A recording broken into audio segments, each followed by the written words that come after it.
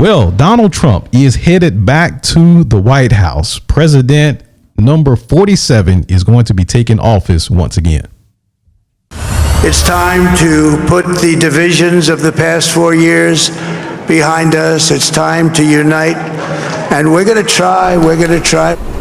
WRG News Channel 3 is your local election headquarters, and breaking news this morning, former President Donald Trump is now officially elected as the 47th President of the United States. Just before 4:30 this morning, so around 2 hours ago, Trump was declared the winner of Wisconsin, clinching the 270 electoral votes needed.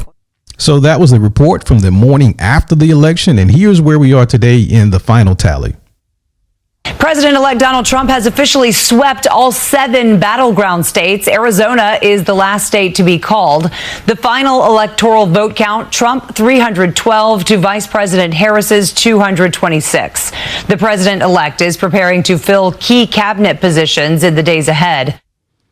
So after all of the lies, after all of the bias of the legacy media, after the assassination attempts, after all of the court cases, Donald Trump still wins. Donald Trump comes out on top, and folks, it wasn't even close. It wasn't even close. And I think back to, I visited the raceway, the Charlotte Motor Speedway earlier this year, and Donald Trump made an appearance there in May. And when Donald Trump appeared, I saw the way the crowd erupted. 100,000 fans, and everyone was just cheering and chanting USA, and they were just so excited. And that let me know then that the legacy media, the mainstream media, was not being truthful in the way they were reporting, because people on television, you didn't see that. You didn't see that coverage of Donald Trump and how people were celebrating him at that sporting event. And I saw him at other events, at football games later in the year. And again, the same thing, but you didn't see it because the media did not want you to think that he had that kind of support. And that is why some people were saying they were surprised at the outcome. But if you looked at conservative Christian media, there should not have been any surprise. Donald Trump had a lot of support.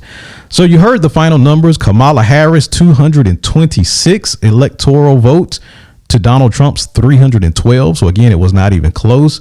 He also won the popular vote at 75 million to her 71.9 million.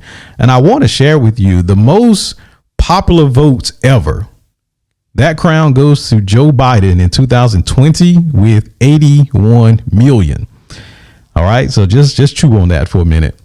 Donald Trump again had in 2024. This year had 75 million. Donald Trump in third place with 74 million in 2020. Kamala Harris again 71.9 million 2024. Barack Obama 69.5 million in 2008. So he got the 5th most popular votes of all time. And I just have to say, when I look back at that, I do not believe Joe Biden got 81 million votes. He's the only president that has ever crossed the 80 million mark. And I understand that as our nation goes on in time, our population grows, so there are more people available to vote. But I do not believe that he got that many votes. But I want you to hear the reaction as to Jake Tapper when he saw how Kamala Harris was doing in the election. So you asked, are there any places that the vice president is overperforming Joe Biden in 2020? So we could show you that as well. We just bring that out here. Harris overperforming in 2020. Holy smokes. There you go. So let this go away and see if there's anything on the east side there. Literally nothing? Literally nothing. Literally not one county? So that was a massive statement of rejection by our nation, that she underperformed Joe Biden in the entire nation, every single county. So the strategy to push Joe Biden out, well, it backfired. Thank you for tuning in to the God First program. Please come back and join us next week as we continue to encourage you to put God first while viewing life through the window of the Bible.